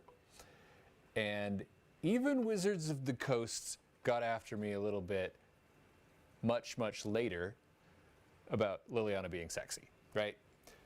So the prompt was, we want Liliana Vess to be a sexy planeswalker. We want to move her away from the zombie queen half dead. This is like Yeah, beautiful. They use the word sexy 3 times. They're like, we need her to be sexy. She has sold her soul for youth and beauty. That needs to count for something. This needs to be the sexy card. So I did sexy. You do what your client asks for. And, tastes change, and environments change, and policies change. And I know Wizards doesn't love Liliana the Veil, at least the artwork I did, so much anymore.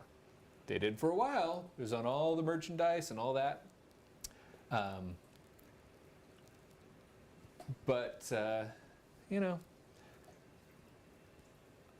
I get a little bit of flack for it from folks at Wizards, and then I point out, This you is guys what you said asked for. sexy You're 3 my- times. If I didn't give you sexy, you'd be mad. So. Now everything she wears is Victorian. J Foods is saying, I hope for another Lily Veil reprint someday with your art so I can get a non-foil artist proof.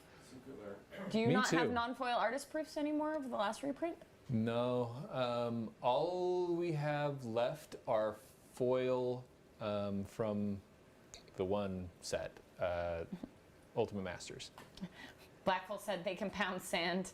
Sexy Lily was effing awesome. I am of the belief, and I'm going to even say feminist, what I support is a woman's right to be sexy or, be beautiful no matter what she wears and if she wants to wear it. And I think that sometimes people who feel like they are trying to be feminists get confused between the idea of sexual and sexualized. And it's okay for a woman to own her beauty and want to be beautiful and want to dress beautifully, especially using canon, a woman who sold her soul for youth and beauty. But what I like about Lily is that she is no one's... the whole idea is she sold her soul to those demons and then systematically found and hunted down each of those demons. And in the Liliana the Veil piece, if you look at it, how Steve painted her is giving her all the power. She's beautiful.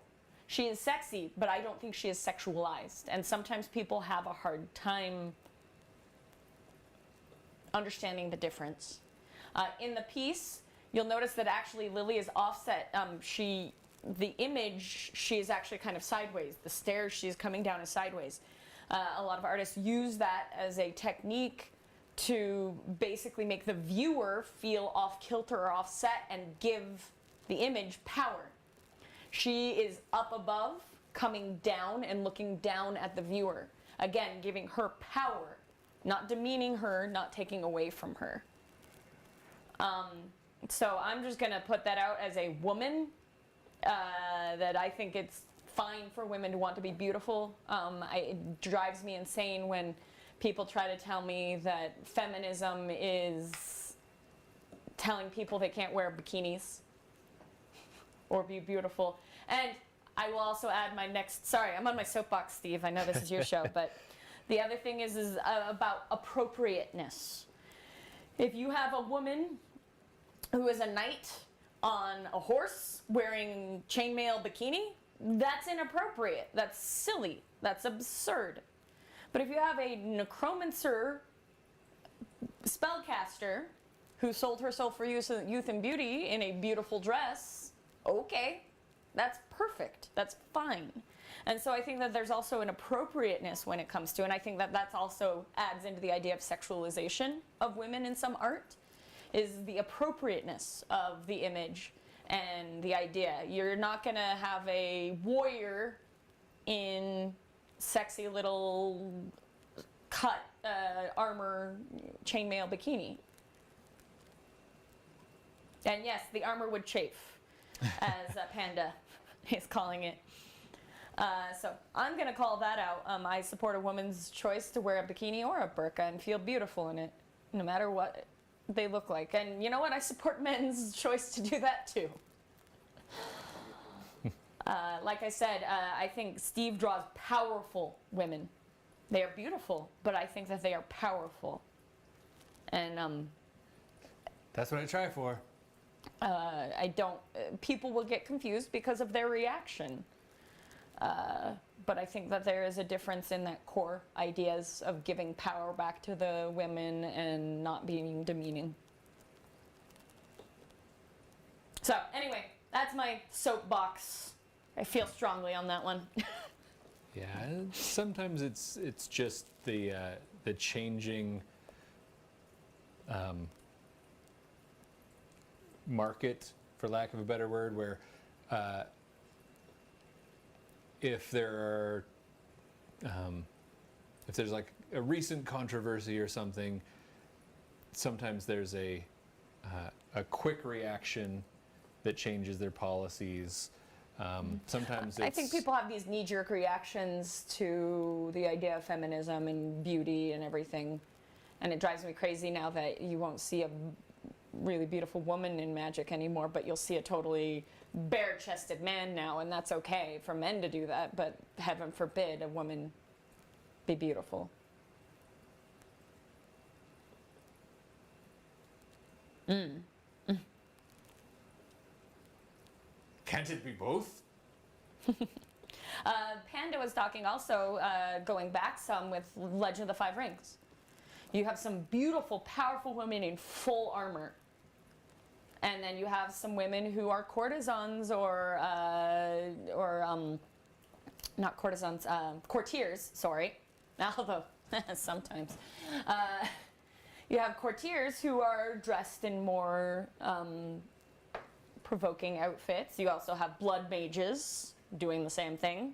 Bayusha Kachiko. Yep. Justin brings up Niobe from Warlord, where she is nude, but it's from the back, and she is a nymph, a water nymph, and she's just bathing. Nymphs aren't gonna be much in anything.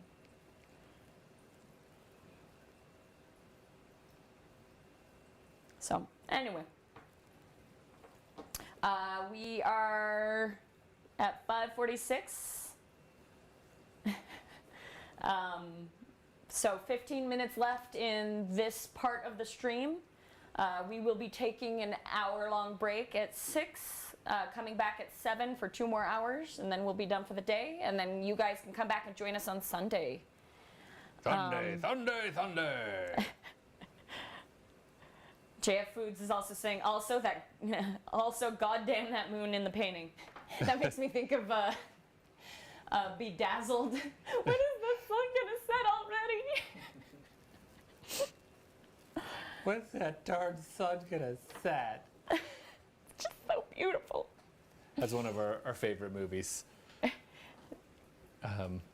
Bedazzled. Bedazzled with It's Brendan just Fraser. a classic. He makes a wish to be super sensitive, and he can't stop crying as he's trying to profess his love to the girl because the sun is just so beautiful. Yeah, if you've never seen it, it's fun. It's a good watch. It's It makes fun of a lot of the selling your soul to the devil memes and tropes.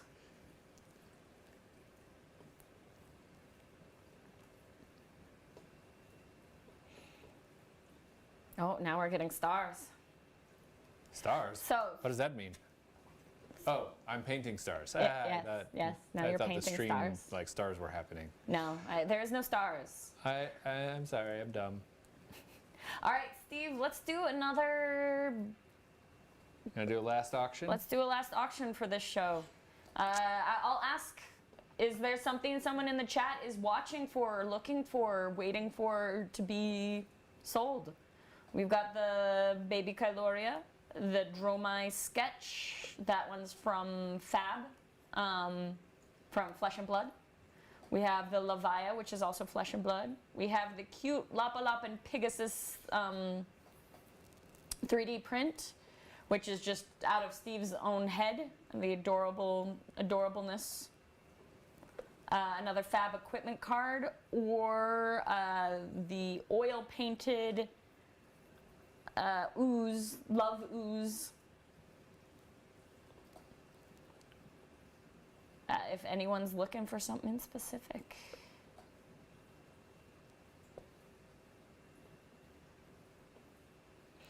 They're convinced your camera isn't frozen and you're currently trading more of your soul for mythic signatures.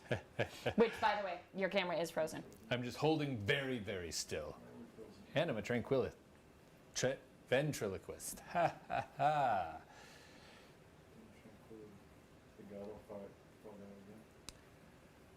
Looks like, yeah. It's been. Someone is asking for the Lapa Lop to be up for sale. Someone's asking for old proofs, even if they have simple art. These are what we have right now. I'll try to dig out more. Maybe we might put more up on the products for the next stream in an hour. Oh, Steve, we also need to think about food. What are we going to eat for dinner? It's a very good and very important question. So we want to do the romance ooze. Is that the one? No, the request was the Lapa Lop right now. Panda is suggesting the sushi or Lapa Lapa ramen. and Pegasus. Yes. Excellent. Panda is suggesting sushi or ramen for dinner. Those are both excellent choices. You really should get the camera fixed, though, if we're going to do that. Oh. Let's see if I can just restart it from here. I think part of it is I don't think this laptop actually quite has the oomph necessary to do all of this at the same time. Did you clear? What just happened? Did you clear the internet, like the memory and everything from yesterday, where it filled everything up? Yes, but it refilled, and for some reason, it we looks. lost the stream. Oh no! Let me see if we still have audio. So, it told me it ran out of memory. What I just called out about memory. Not disk space, but Memory. Yeah. Seems like there's almost a, what do you call it?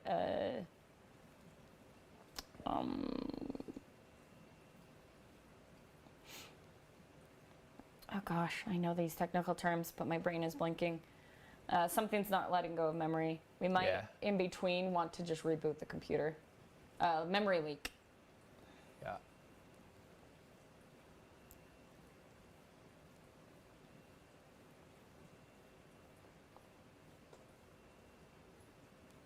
So, not seeing anything on Whatnot. Let me go over to Facebook.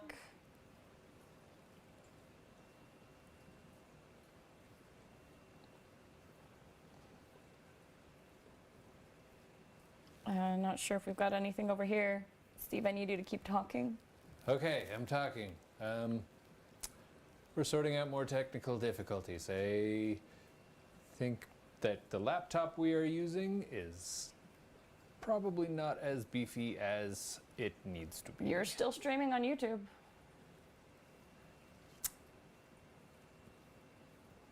And it looks like we are on Whatnot again.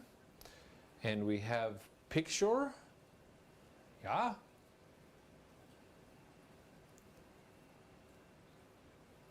we good? You guys can see me?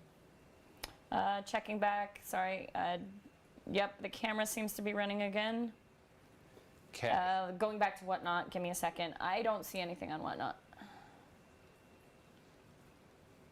I have no visual on Whatnot.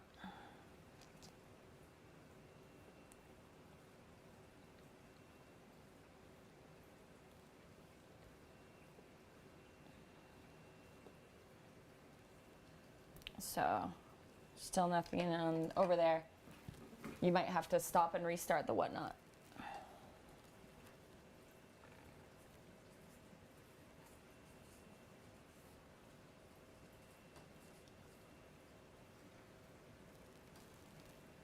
So, in Whatnot, they're saying Whatnot is still not working. Yep. Let me.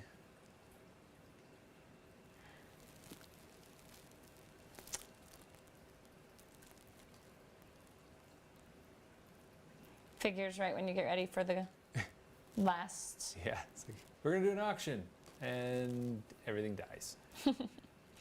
Speaking of, while Facebook and YouTube and such can hear and see, for the auctions and selling stuff, we're doing that over on Whatnot. So we're trying to set up the last auction before we end this session and pause for an hour and then start a new session. So we're trying to get our last auction in. Ooh, we're up. Oh, okay, excellent. So we're back. We are back in Whatnot. If people want to get ready, this next one is something that Steve is a personal piece from Steve, which is just cute and adorable. Where's my Lopalop? He's here.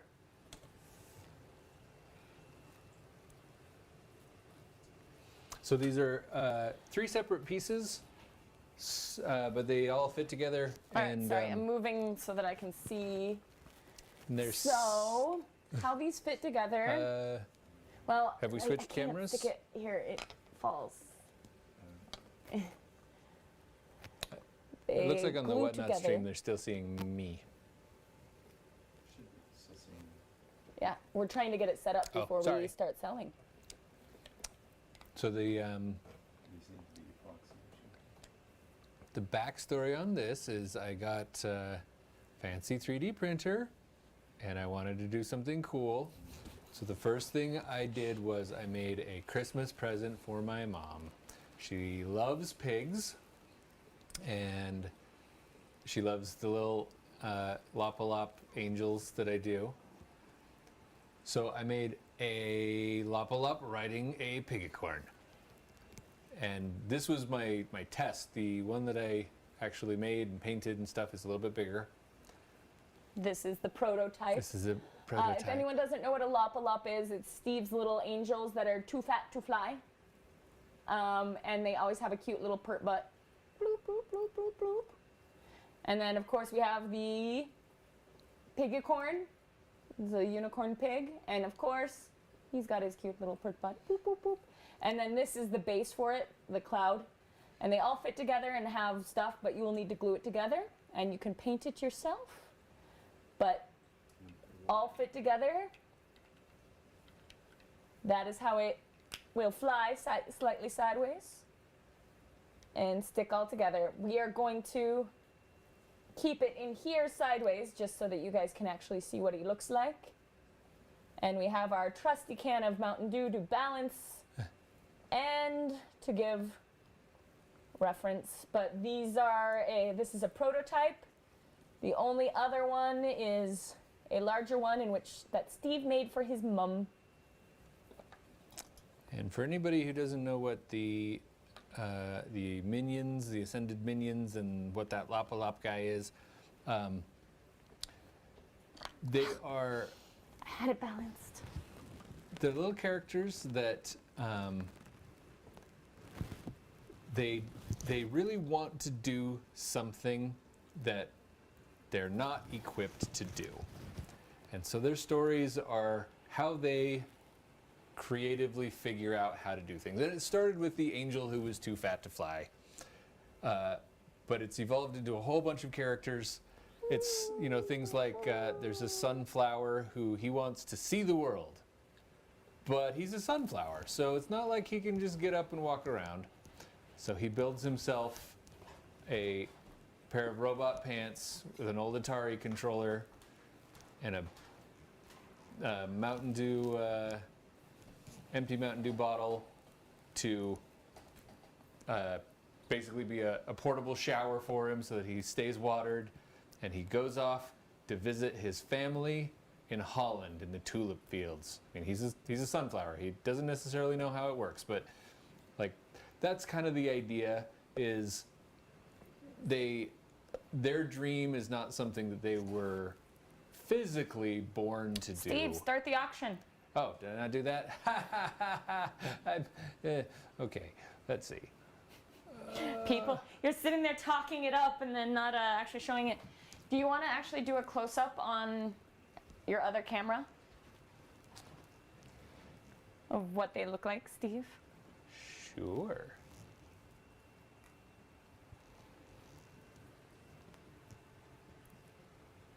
Okay, auction should have started. Here's the piggy corn.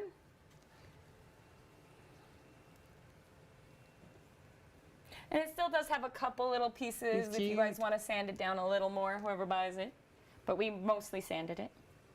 Yep, there's little bits that could use a tad of polish, and there's like right here. There's a little bit of print lines, but mostly it's super smooth.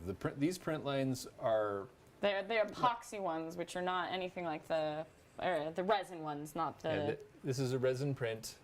Here's and, the oh yep, Lop-a-Lop that sits on his back. this is the angel. He has a little cute little butt. He has little divots in his butt because he sits on. It's where he sits on the. Yeah, Pig. he has divots so he fits.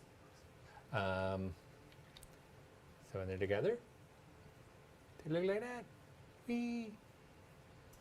Sorry, I don't have a lot of space between the camera and the artist proof, so there's only so much I can maneuver.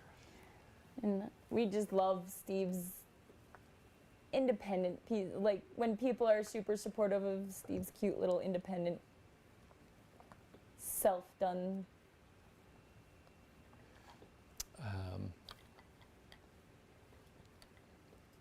Try to balance it back again.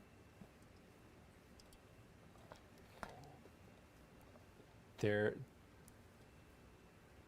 cute. They hold a special place in my heart.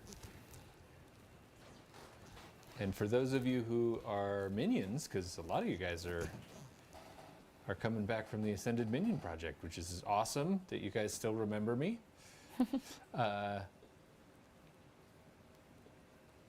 That's what all of your little ID cards and stuff. They are those, and I have little stories for them. Can we get the camera back to the? Yep, there we go. Thank you. And one of these days, I'll actually like write a book of their stories or something. Or make a game or something. What I think would be awesome is like an animated series. But, you know, that's not something I can do on my own.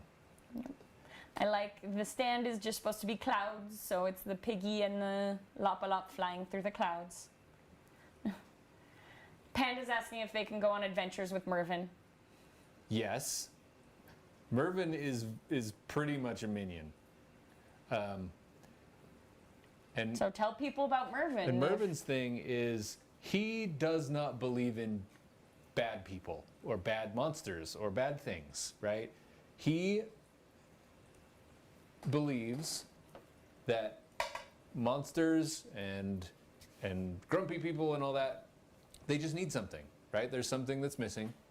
And so everyone gets not only the benefit of the doubt from him, but he assumes best intent and best everything. So he solves problems.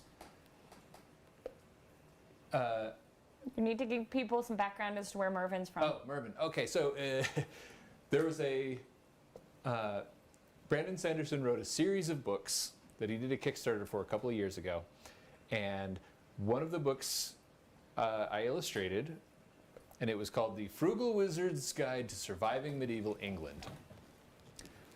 And there's a book within the book, which is the handbook, right? There's a story that goes, the book has its story, and the main character has a mostly destroyed, burned copy of the Frugal Wizard's Handbook to Surviving Medieval England. And in that guidebook, they have a little mascot, a little character who's a wizard. And he is demonstrating some of the frequently asked questions. And so I did those, and the wizard was super cute. And I tend to drag out every project until the very last second. That doesn't mean I'm procrastinating. Earlier was asking about how you deal with scope creep. It made me laugh, but we didn't have time to talk about it. Maybe we'll talk about it when we come back. Yeah, because it's the epitome of scope creep, but turned out well. The handbook here is ultimate scope creep, because what happened is I was commissioned to illustrate the book, right? And that was basically the commission: illustrate this book. MTG Artist Proof 1. Awesome. So Brandon just said, illustrate my book. And I've worked with him a bunch, and so he really didn't give me a lot of direction beyond that. Well, he asked for 5 color pieces. Right, the art director said what most people were expecting, because there's if you want to put the 4 camera books. over here. There were 4 books, and he's like, what we're kind of expecting from people is a cover, and then like maybe 4 color illustrations. You didn't even have to do the cover. Well, the cover was done. I did it for the Kickstarter, but it's like that's kind of what we're thinking, and I had a lot of time to do it, so I started with 4 color illustrations, and then I started doing some black and white line work illustrations, and Howard Lyon did some fancy end papers for his secret project book, so I'm like, well, I got to do that. I mean. So there are sketches that the character in the book does. Those are, and then I needed to do another color illustration, so I added another color illustration, and then there was still time. So I said, you know what would be fun is if that little wizard kind of like showed up in the margins here and there, like just like those old Mad Magazine Sergio Aragonés doodles. And Brandon said, yeah, that'd be fun, go ahead. So I showed him a couple of sketches, and he's like, yeah, those are great. And we talked to the art director, and he was like, yeah, you can put some of those in, you know, like maybe 5 or 6 or whatever. And Brandon was like, you don't have to do any more on this book, but also we're not going to limit you to like 5 or 6. If you just do, if you want to do doodles, do doodles. That's awesome. So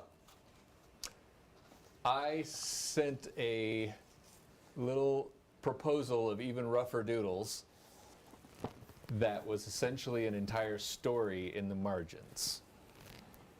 And this was getting close to when they had to actually, well, okay, it was after they sent it to the publisher. The margin doodles ended up being in the like after the publisher sent proofs, we're like, we have some changes, and we sent Mervyn in. So he was as last minute as you can possibly get. And they didn't even see the final product of all of this stuff until the morning that it's like, it has to go now. So they ended up with 100-something doodles that told their own story that they read for the first time when it was too late to change. So I have that much faith in you. That is where Mervyn started. I do want to put it out if someone is interested. I wish we would have had time to get some Frugal Wizards with drawings in them. We don't have those. I think I have one It's not finished. Downstairs. The drawing isn't finished. I checked on it yesterday. when you ask me to haul stuff up. The drawing isn't finished. But if you want the one with Steve's doodles in it, you need to go to dragonsteel.com to buy it. You have to buy the Dragonsteel version because Tor also bought the rights, but theirs only has the 5 color images and some of the black and white images. It doesn't have the whole margin doodle story for Mervyn. So if you're interested in the margin doodle story, you have to buy the Dragonsteel edition, which is the one that's shown here. They have different covers. And this is a cute little Mervyn plushie, but if you look at him, he is totally the Lop-a-Lop style. And continuing on. And that's why we're talking about Mervyn and the Lop-a-Lops playing together. You can buy the plushie and the book on the Dragonsteel website. So. And because I got to tell the story, Mervyn's right. All the monsters are not bad. They're just misunderstood. Steve, I think we have you summed up in a beautiful picture here. Mountain Dew, Frugal Wizard's Handbook, and a little Mervyn. Wow, yeah. That's Steve in one shot. Anyway, we are at time. We are going to take a little less than an hour break, and we will be back at 7 Mountain Time to finish our last 2 hours. Yep, and we're going to do some more art. And we'll do more art, more auctions. Someone was asking if you could do a little sketch quickly on an artist proof. Usually needed to get in on pre-orders for that, but Steve has also talked about warm-up sketches when coming back. We'll see about it, but I'm not going to promise anything. But we'll see you guys in an hour because I got to go shove food. Well, I have to go buy food and then shove it in my face. Yes, and we'll think about doing some artist proof sketches instead of a painting. Anyways, I'm gonna close this out. We'll see you hopefully at 7.